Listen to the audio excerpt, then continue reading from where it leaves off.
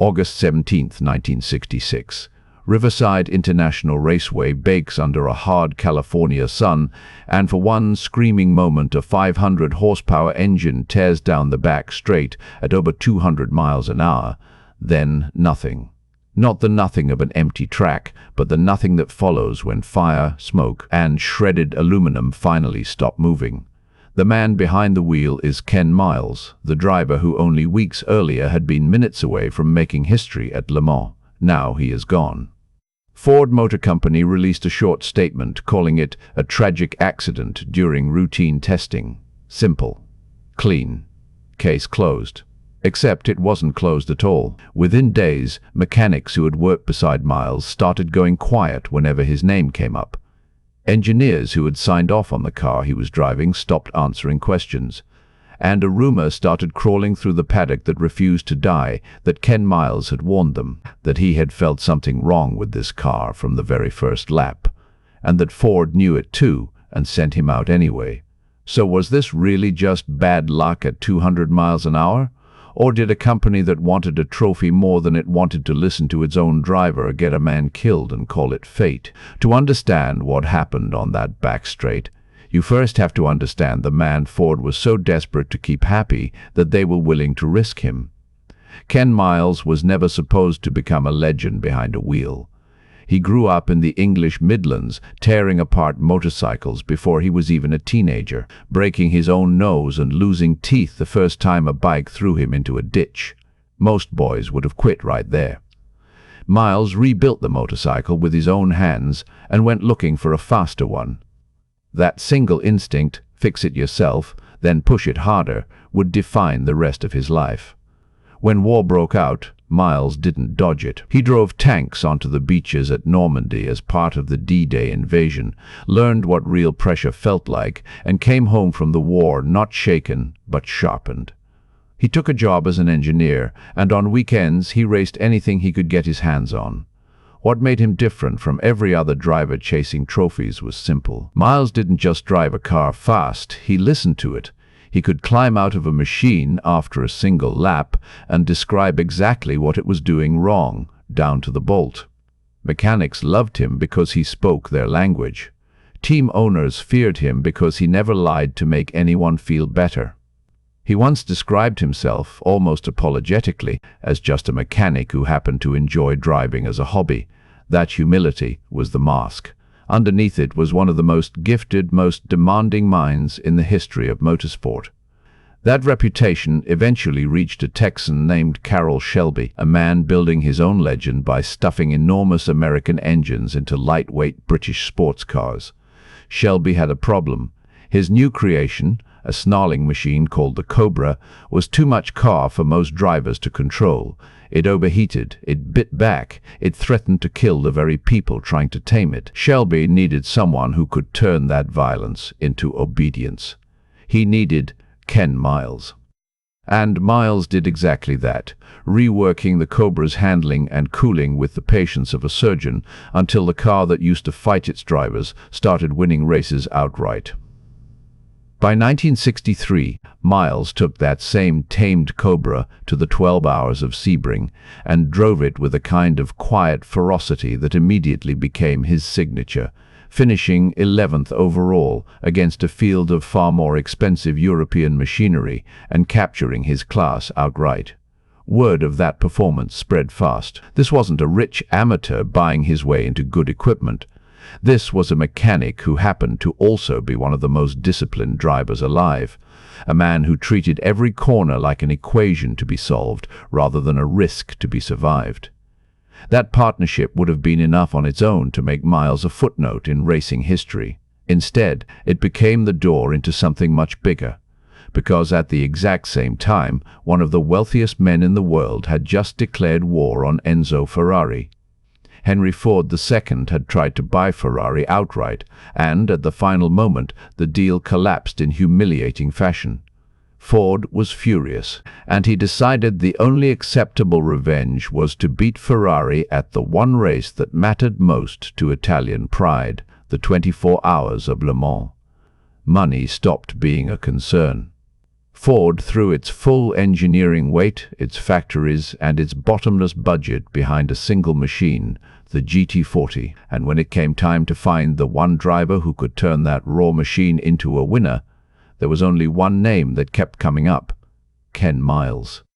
Overnight, the quiet English mechanic who once fixed motorcycles in the mud became the most valuable man in Ford's billion-dollar grudge match, and also, without anyone quite admitting it out loud, its most expendable soldier. 1966 should have been the single greatest year of Ken Miles's life. He won at Daytona. He won at Sebring after a dramatic late-race battle where he ignored a team order to slow down, only relenting when Carroll Shelby himself climbed onto a pit wall to personally call him off. And then came Le Mans, the race Ford had built its entire program around beating Ferrari at. Miles drove like a man possessed, dominating the field for hour after hour through the French night, closing in on something no driver in history had ever achieved, winning Daytona, Sebring, and Le Mans in the same season. He was minutes from immortality, and that is exactly when Ford's marketing department decided to steal it from him. With Ferrari eliminated and victory already secured, Ford executives wanted a perfect photograph. 3 cars crossing the finish line together in a staged dead heat, a triumphant image to splash across every newspaper in America. They ordered Miles to slow down and let a teammate's car catch up so the two could cross side by side. Miles, loyal to the team that had given him this chance, obeyed. What nobody bothered to tell him was a brutal technicality buried in the rulebook. In the event of a tie, the official winner would be whichever car had started farther back on the grid. Because Miles had qualified ahead, slowing down to create that perfect photograph meant he would officially lose. He crossed the line believing he had just won the greatest race of his career, only to be told afterward that the record books would show him finishing second. In public, Miles said almost nothing. Privately, according to the people closest to him, it ate at him for the rest of his life. He had done everything right, and a corporate decision made in a boardroom, not on the track, had quietly taken the biggest win of his life and handed it to someone else. That betrayal did not break Ken Miles. It pushed him straight into Ford's next and most dangerous project, as if the only way to answer that humiliation was to throw himself completely into building something even faster. Ford was already worried that their GT40 would eventually be caught by Ferrari, so they greenlit a radical successor, a machine engineers simply called the J car. Where the GT40 had been built from steel, the J car's entire structure was an experimental aluminum honeycomb, the same kind of construction used in aircraft, bonded and riveted together to shed nearly 300 pounds. On paper, it was a masterpiece. Lighter, lower, faster, everything Ford wanted, heading into a new season against Ferrari. But almost from the very first test lap, something felt deeply wrong. The engine wasn't the issue. That was Ford's legendary 427 cubic inch V8, an engine so brutal that drivers nicknamed it Godzilla, and one driver famously said, "You didn't really drive it, you simply pointed it, and it went." The problem was, the body wrapped around that monster engine. The J-car's rear end was shaped to cut through the air as cleanly as possible, but that same shape had a horrifying side effect at extreme speed. Instead of pressing the car down onto the track, it began lifting the rear end into the air, exactly like a wing trying to fly. Test drivers reported the back of the car feeling light and nervous once they crossed 180 miles an hour. And this was not a theoretical fear. Months before Miles ever climbed into the car, another Ford test driver named Walt Hansgen had died in a J-car crash at Le Mans under eerily similar conditions. The warning sign had already killed a man once, and yet the program continued. Ken Miles knew exactly what he was dealing with. He pushed for more testing, more changes, more time to solve the aerodynamic instability before anyone else got hurt. But Ford was racing against a calendar, not just against Ferrari.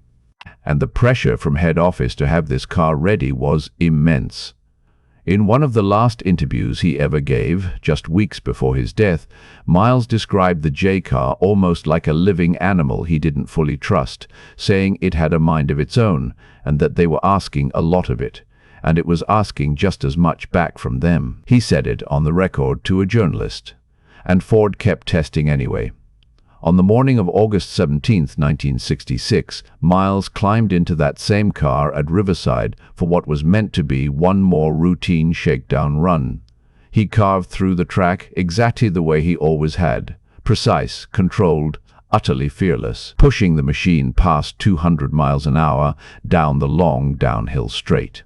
And then, in an instant that no camera fully captured and no engineer could later fully explain, the rear of the car lifted off the ground. It flipped.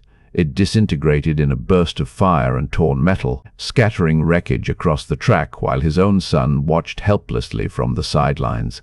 Ken Miles was killed instantly. The racing world was stunned into silence. Carroll Shelby, a man who had built his entire reputation on toughness, reportedly could barely speak about it for years afterward. One of his top engineers later admitted, with visible guilt, that the entire team had failed Ken that day, that they had handed him a car that wasn't finished because everyone was too eager to please the people in Detroit to properly listen to his warnings. Investigators pointed to that same lethal aerodynamic lift that had already killed another driver months earlier. Others suspected a mechanical failure in the transmission at the worst possible moment. No one could agree, and the official cause was left frustratingly, permanently unresolved. And here is where the story should have ended, with grief, with an investigation that led nowhere, with a hero buried and mourned. Except it didn't end there at all, because years later, a retired police officer named Fred Jones stumbled onto something that made his entire investigation unravel in a completely different direction.